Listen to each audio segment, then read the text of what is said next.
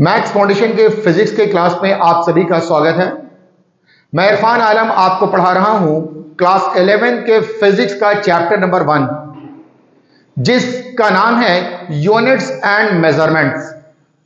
हम लोग इस यूनिट्स एंड मेजरमेंट्स के सेकेंड टॉपिक को डिस्कस कर रहे हैं, जिसका नाम है डायमेंशनल एनालिसिस। इस चैप्टर का आज ये लेक्चर नंबर 8 है। पिछले 2 क्लास में मैंने आपको डायमेंशंस के बारे में बताया है कि लॉ ऑफ इंडिसेस क्या होता है, डायमेंशंस किसे कहते हैं, डायमेंशनल फॉर्मूला क्या है, और बहुत सारे फिजिकल क्वांटिटीज का मैंने आपको डायमेंशनल फॉर्मूला सिखाया है। उसके बाद मैंने आपको बताया डायमेंशनल ऑपरेशन किसे कहते हैं, डायमेंशनल इक्वेशन क्या है। ये पिछला क्लास 1 और 2 आपने जो अटेंड किया है, ये पूरा का पूरा कंप्लीट इंफॉर्मेशन ये डायमेंशनल एनालिसिस कहलाता है। आज हम लोग सीखेंगे इस डायमेंशनल एनालिसिस के क्या एप्लीकेशंस है, क्या यूज है, किस लिए हम लोग डायमेंशनल एनालिसिस करते हैं। तो आज हम आपको डायमेंशनल एनालिसिस का एप्लीकेशन बताएंगे। डायमेंशनल एनालिसिस का सबसे पहला एप्लीकेशन है to check the correctness of a physical equation. मतलब आपने फिजिक्स में कोई इक्वेशन पढ़ा है, तो वो इक्वेशन राइट है या रॉन्ग है, इस चीज के सत्यता की जांच आप डायमेंशनल एनालिसिस से कर सकते हैं। तो आज हम आपको शुरू करने वाले हैं एप्लीकेशन ऑफ डायमेंशनल एनालिसिस। तो आइए हम आपको दिखाते हैं एप्लीकेशन ऑफ डायमेंशनल एनालिसिस के बारे में। डायमेंशनल एनालिसिस का पहला एप्लीकेशन है to check the correctness of a physical equation. अगर आप किसी फिजिकल इक्वेशन के करेक्टनेस को चेक करना चाहते हैं, तो 2 इंफॉर्मेशन आपके पास होना चाहिए, मतलब 2 बातों की जानकारी होनी चाहिए। पहला यह है कि ये टर्म क्या होता है। सपोज कीजिए कि मैंने लिखा 7, तो इसे हम लोग कांस्टेंट कहते हैं। मैंने लिखा x, तो ये वेरिएबल कहलाता है। मैंने लिखा 5x, तो ये combination of constant and variable है। तो कांस्टेंट, वेरिएबल और कॉम्बिनेशन ऑफ कांस्टेंट और वेरिएबल इन एन एक्सप्रेशन, किसी एक्सप्रेशन में या इन एन इक्वेशन, जैसे मान लिया जाए कि ये this is equal to 15, a constant और अ वेरिएबल और कॉम्बिनेशन ऑफ कांस्टेंट और वेरिएबल। एक बार फिर से आते हैं, अ कांस्टेंट और वेरिएबल और combination of constant and variable in an expression और in an equation which is separated by plus sign या माइनस साइन या इक्वल टू साइन। कोई कांस्टेंट, वेरिएबल या combination of constant and variable किसी mathematical expression में या equation में plus sign या माइनस साइन या इक्वल टू साइन से सेपरेटेड हो, तो इसे ही हम लोग कहते हैं टर्म। जैसे एग्जांपल के तौर पे आप देख लें, सपोज कीजिए कि मैंने लिखा इस तरह से 5x, तो 5x में सिर्फ एक ही टर्म है, लेकिन मैंने लिखा 5x प्लस 20, तो आप देखेंगे इस एक्सप्रेशन में 2 टर्म है। अगर मैंने लिखा 5x plus 20 this is equal to 70, तो इस इक्वेशन में 3 टर्म्स हैं। ये एक एक्सप्रेशन है, ये एक्सप्रेशन है और ये इक्वेशन कहलाएगा। इसमें 1 टर्म, इसमें 2 टर्म और इसमें 3 टर्म है।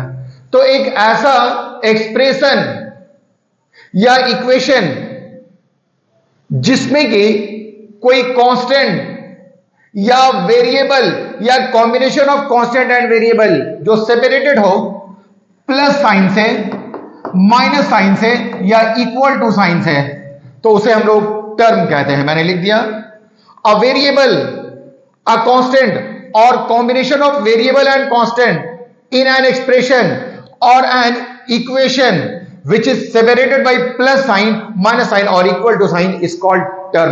तो मैं उम्मीद करता हूं कि आप टर्म क्या होता है ये समझ गए।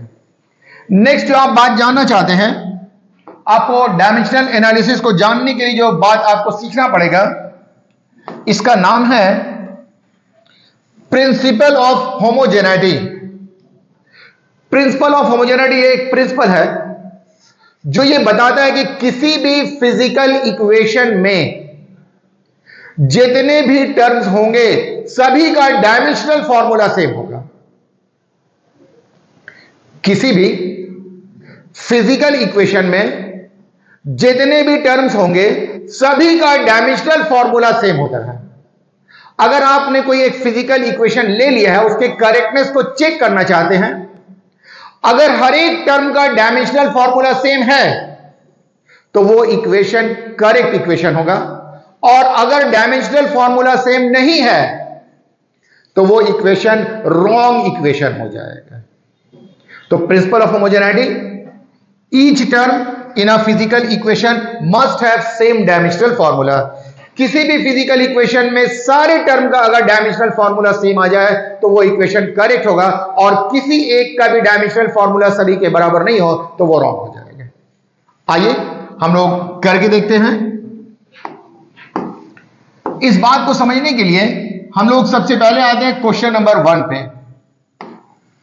क्या लिखा हुआ है? The energy E of a particle of mass m moving with linear momentum p is given as। एक पार्टिकल जिसकी एनर्जी E है, पार्टिकल का मास m है और वो लीनियर मोमेंटम p से मूव कर रहा है, तो इसके लिए एक फिजिकल इक्वेशन बनता है E is equal to p square by 2m। तो अब हम लोगों को ये चेक करना है कि ये इक्वेशन राइट है या रॉन्ग है। तो अभी मैंने आपको प्रिंसिपल ऑफ होमोजेनिटी बताया कि अगर आप इसमें देखेंगे और आपसे पूछा जाए कि कितने टर्म हैं, तो आप देखेंगे इस इक्वेशन में 2 ही टर्म हैं। लेफ्ट हैंड साइड में एनर्जी है और राइट हैंड साइड में पी स्क्वायर बाई 2m है। अगर इन दोनों टर्म का डायमेंशनल फॉर्मूला सेम आ जाता है तो इसका मतलब हुआ कि ये इक्वेशन करेक्ट इक्वेशन है, और अगर डायमेंशनल फॉर्मूला सेम नहीं आता है मतलब ये इक्वेशन रॉन्ग इक्वेशन है। तो इसके करेक्टनेस को चेक करने के लिए आपको सबसे पहले गिवन लिखना होगा। सबसे पहले गिवन के मतलब यह हुआ कि जो इक्वेशन आपको दिया हुआ है उस इक्वेशन को आप लिखिए। आपको इक्वेशन दिया हुआ है E is equal to p square divided by 2m। ये इक्वेशन है, इसमें 2 टर्म है, एक E is equal to E है और दूसरा पी स्क्वायर बाई 2m है। अब इसके करेक्टनेस को चेक करने के लिए हम लोग पहले लेफ्ट साइड का डायमेंशनल फॉर्मूला चेक करेंगे। तो आप आ जाइए लेफ्ट हैंड साइड में। अगर आप देखेंगे लेफ्ट हैंड साइड वाला टर्म लेंगे तो इसमें लिखा हुआ है E, और E का अर्थ होता है एनर्जी। यहां पर लिखा हुआ है एनर्जी, और आपने एनर्जी का डायमेंशनल फॉर्मूला पढ़ा है। एनर्जी का डायमेंशनल फॉर्मूला होता है ml स्क्वायर T-2। तो ये आप देख रहे हैं लेफ्ट हैंड साइड का डायमेंशनल फॉर्मूला है। अब हम लोग चले आएंगे राइट हैंड साइड पे, तो आप देखेंगे राइट हैंड साइड पे लिखा हुआ है P square divided by 2m। Question में मेंशन है p लीनियर मोमेंटम है और m मास है। मैं उम्मीद करता हूं कि आप लीनियर मोमेंटम का डायमेंशनल फॉर्मूला जानते हैं। लीनियर मोमेंटम का डायमेंशनल फॉर्मूला होता है mlt-1। ये कुछ कॉमन फिजिकल क्वांटिटीज हैं जिनका डायमेंशनल फॉर्मूला जानना आपको जरूरी है। तो लीनियर मोमेंटम का डायमेंशनल फॉर्मूला हो जाएगा mlt-1। इस पर स्क्वायर दिया हुआ है तो हम लोग यहां पर स्क्वायर डाल देंगे, डिवाइडेड बाई नंबर कोई रोल प्ले नहीं करता है डायमेंशन में तो उसको छोड़ देंगे, मास के लिए m लिखेंगे। तो ये डायमेंशनल फॉर्मूला हो गया। अब सिंप्लीफाई करेंगे। जब आप सिंप्लीफाई करेंगे तो आपको यहां पर मिलेगा m square l square T-2 divided by m। यहां एक m को कैंसिल कर देगा तो इस तरह से आपको मिलेगा ml स्क्वायर T-2। तो आप देखेंगे कि जो लेफ्ट हैंड साइड का डायमेंशनल फॉर्मूला है वही राइट हैंड साइड का डायमेंशनल फॉर्मूला है। तो हम लोग लास्ट में लिखेंगे LHS is equal to RHS। Left hand side और राइट हैंड साइड डायमेंशन के मामले में बराबर है, मतलब इक्वेशन इज करेक्ट। तो ये इंप्लाई करते हैं equation is correct, is correct. इसका मतलब हुआ ये इक्वेशन राइट है, ये राइट इक्वेशन आप चेक कर लें, करेक्ट हो गया। आइए हम लोग आते हैं क्वेश्चन नंबर 2 पे। क्वेश्चन नंबर 2 पे आते हैं। क्वेश्चन नंबर 2 में क्या है देखिए, क्वेश्चन नंबर 2 में लिखा हुआ है kinetic energy K of a particle of mass m moving with speed v is given as K is equal to half mv square. Kinetic energy K of a particle of mass m moving with speed v is given as K is equal to half mv square. Using the method of dimension, check this equation is correct or not. फिर हम लोगों को check करना है। Check करने के लिए हम लोग प्रिंसिपल ऑफ होमोजेनिटी यूज करेंगे। तो प्रिंसिपल ऑफ होमोजेनिटी का मतलब यह हुआ कि हर एक टर्म का डायमेंशनल फॉर्मूला सेम होगा। तो ये चेक करने के लिए हम लोग सबसे पहले गिवन लिखेंगे। क्या है गिवन? गिवन है K is equal to half mv square. K is equal to half mv square है। तो इस इक्वेशन में भी आप देखेंगे दो टर्म है, एक लेफ्ट हैंड साइड है जो कि काइनेटिक एनर्जी है, एक राइट हैंड साइड है जो कि हाफ mv स्क्वायर है। तो पहले हम लोग लेफ्ट हैंड साइड आ जाएंगे। लेफ्ट हैंड साइड में K है, K के मतलब काइनेटिक एनर्जी। कोई भी एनर्जी हो, सारे के सारे एनर्जी का डायमेंशनल फॉर्मूला सेम होता है और ये होता है ml स्क्वायर t माइनस 2। तो ये लेफ्ट हैंड साइड का है। अब हम लोग चले आएंगे राइट हैंड साइड में। राइट हैंड साइड का डायमेंशनल फॉर्मूला देखेंगे, ये लिखा हुआ है हाफ mv स्क्वायर। अभी मैंने आपको बताया कि डायमेंशन में नंबर कोई रोल प्ले नहीं करता है, तो आप इसे छोड़ दें। मास के लिए लिखेंगे m। वेलोसिटी का डायमेंशनल फॉर्मूला आपको पता है, क्या डायमेंशनल फॉर्मूला होता है वेलोसिटी का, बताइए। वेलोसिटी का डायमेंशनल फॉर्मूला lt माइनस 1 है। lt माइनस 1 इसका स्क्वायर किया हुआ है। सिंप्लीफाई करेंगे m into L square t minus 2, multiply करेंगे तो ये आपको मिलेगा ml स्क्वायर t माइनस 2। एक बार फिर से देखेंगे, जो लेफ्ट हैंड साइड का डायमेंशनल फॉर्मूला है वही राइट हैंड साइड का है। तो आप लिखेंगे since LHS is equal to RHS। LHS RHS के बराबर है, इसका मतलब कि ये इक्वेशन करेक्ट है। तो अभी तक मैंने आपको दो इक्वेशन दिखा दिया करके चेक कि ये डायमेंशनली करेक्ट है या नहीं है। आइए कुछ और इक्वेशन पे हम लोग चलते हैं। कुछ और इक्वेशन को करेंगे तो बात हम लोग की क्लियर हो जाएगी।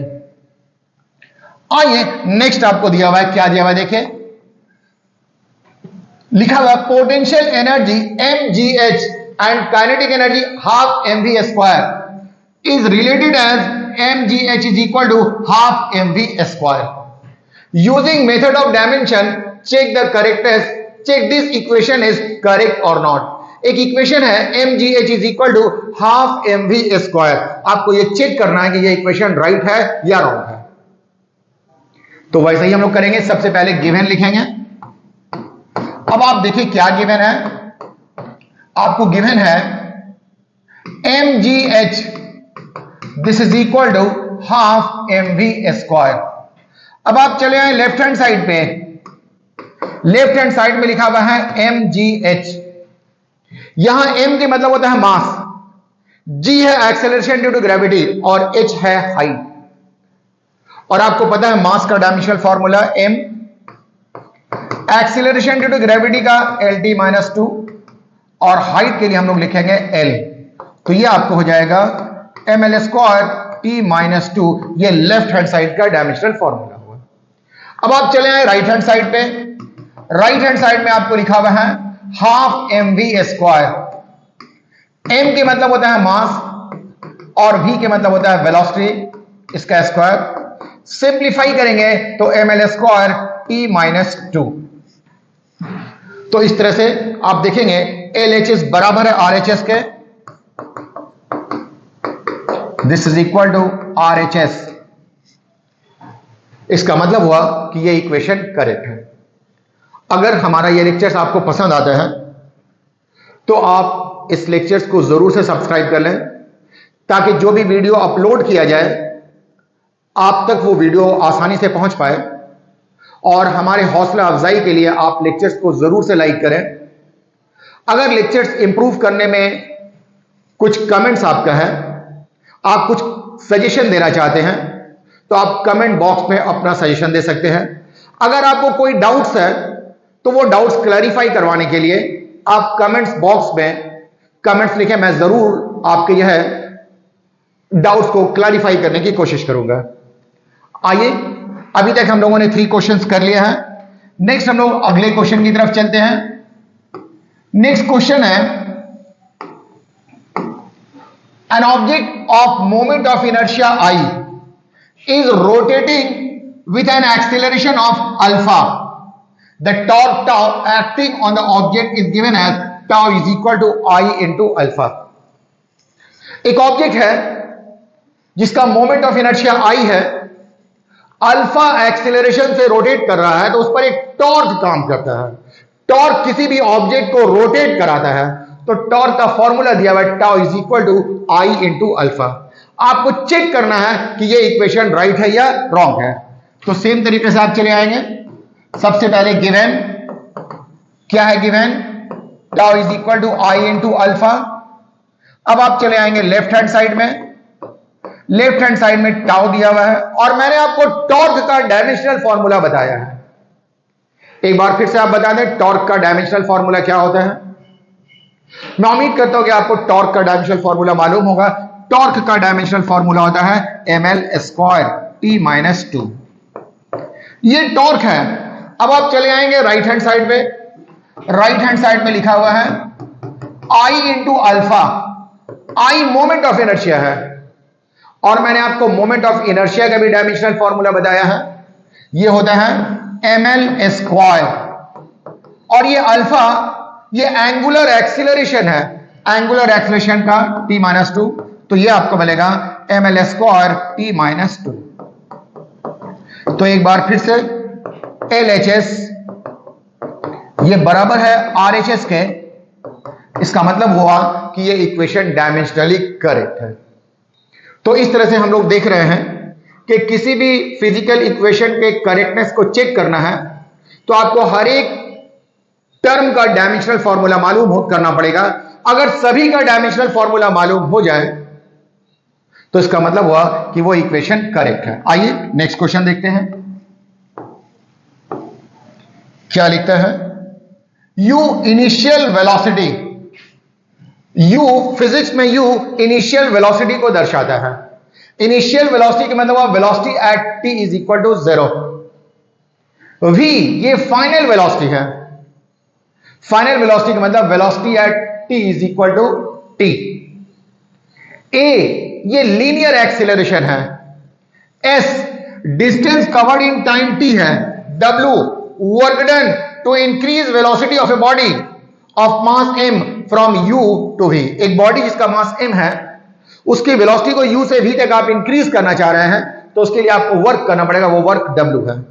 अब आपको कुछ इक्वेशंस दिए हुए हैं। Check these physical equations are correct और नॉट। यहां पर आपको टोटल 4 इक्वेशंस है। पहला है v is equal to u plus at। दूसरा है s is equal to ut plus half at square.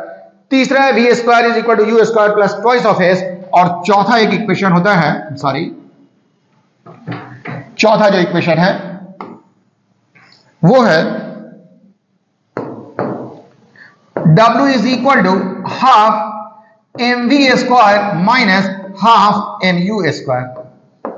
ये 4 इक्वेशंस है और ये 4 इक्वेशंस के करेक्टनेस को हम लोगों को चेक करना है। यहां पर मैं आपको कोई एक ही इक्वेशन के करेक्टनेस को चेक करके दिखाऊंगा। नॉर्मली ये वाला इक्वेशन बच्चों को थोड़ा टफ लगता है तो मैं यही वाले इक्वेशन के करेक्टनेस को चेक करके दिखाता हूं। आइए शुरुआत करते हैं। हमने आपको बताया कि सबसे पहले हम लोग गिवन लिखते हैं। सबसे पहले गिवन लिखते हैं तो क्या है गिवन वो देखिए, s is equal to ut plus half at square. अगर आपसे पूछा जाए कि इससे पहले जितने इक्वेशन का मैंने करेक्टनेस चेक किया है और इस इक्वेशन इसमें क्या फर्क है तो आपको क्या बेसिक फर्क दिखाई दे रहा है। अगर आप बेसिक फर्क देखेंगे तो इससे पहले जितना भी इक्वेशन मैंने किया उसमें 2 ही टर्म होते थे। लेफ्ट साइड में 1 टर्म और राइट साइड में भी 1 टर्म होता था। ये पहला इक्वेशन है जिसमें लेफ्ट साइड में तो 1 टर्म है बट राइट साइड में 2 टर्म्स है। तो कोई दिक्कत नहीं, जैसे पहले मैंने चेक किया था वैसे ही करेंगे। सबसे पहले लेफ्ट हैंड साइड ले लेंगे। लेफ्ट हैंड साइड में आपको दिया हुआ है एस, और एस के मतलब होता है डिस्टेंस, और मैंने आपको डिस्टेंस का डायमेंशनल फॉर्मूला बताया। डिस्टेंस लेंथ है और लेंथ के लिए हम लोग लिखते हैं एल। तो लेफ्ट हैंड साइड का डायमेंशनल फॉर्मूला हो जाएगा एल। अब चले आएंगे राइट हैंड साइड पे। राइट हैंड साइड पे UT plus half eighty square है। राइट हैंड साइड पे UT plus half eighty square. You के मतलब इनिशियल वेलोसिटी, वेलोसिटी इनिशियल हो चाहे फाइनल, इसका डायमेंशनल फॉर्मूला होता है एल टी माइनस 1। फिर यहां टी टाइम है, इसके लिए टी देंगे। तो ये पहला टर्म है, इसमें वेलोसिटी एल टी माइनस 1 और टाइम टी है। अब आप चले आएंगे सेकेंड वाले टर्म पर। ये सेकेंड टर्म है, नंबर का कोई रोल प्ले नहीं होता है डायमेंशन पे। ये एक्सेलरेशन है और एक्सेलरेशन का डायमेंशनल फॉर्मूला आप जानते हैं, ये होता है एल टी माइनस 2 और ये हो जाएगा टी स्क्वायर। अब आप थोड़ा ध्यान दें, यहां टी पर पावर -1 है और यहां पर टी पर पावर +1 है। जब टी पे पावर -1 और टी पे पावर +1 है, दोनों का बेस सेम है, तो पावर को ऐड करेंगे तो -1 और +1 मिलकर के हो जाएगा टी पर पावर 0। और किसी भी नंबर पर यदि 0 पावर हो जाए तो उसका वैल्यू 1 हो जाता है। तो टाइम वाला जाइए 1 हो जाएगा, सिर्फ आपको एल मिलेगा। उसी तरह से आप यहां पे आ जाएंगे, एल टी माइनस 2 और टी पे पावर +2, टी पे पावर -2 और टी पे पावर +2 है, तो -2 +2 मिलकर के हो जाएगा टी पर पावर 0। टी पर पावर 0 का वैल्यू 1, तो फिर ये l इंटू 1, ये आपको l मिल जाएगा। और l प्लस l मतलब लेंथ प्लस लेंथ, ये आपको लेंथ मिलेगा। तो आप गौर करेंगे तो आप देखेंगे LHS ये बराबर है RHS के। LHS is equal to RHS, so equation is correct. तो इस तरह से आपने देख लिया कि हम लोग प्रिंसिपल ऑफ होमोजेनिटी को अप्लाई करके डिफरेंट फिजिकल इक्वेशंस के करेक्टनेस को चेक कर सकते हैं। पहले एप्लीकेशन में हम लोगों को इतना ही पढ़ना था, बाकी 3 जो क्वेश्चंस है आप उसे नोट कर लें। ये 3 क्वेश्चंस आपको हैं, आप चाहें तो इस क्वेश्चंस को नोट कर सकते हैं और खुद से इसके करेक्टनेस को चेक कर सकते हैं। पहला इक्वेशन है v is equal to u plus a t, दूसरा है s is equal to u t plus half a t square, ये मैंने कर दिया। तीसरा है v square is equal to u square plus twice of s, और चौथा w is equal to half m v square minus half m u square. ये correctness आपको चेक करना है। तो आज के लिए इतना ही है। अगली क्लास में हम लोग एप्लीकेशन नंबर 2 के बारे में डिस्कस करेंगे, क्या है इसकी जानकारी आपको देंगे। तो आज के लिए ठीक, ओके, थैंक यू।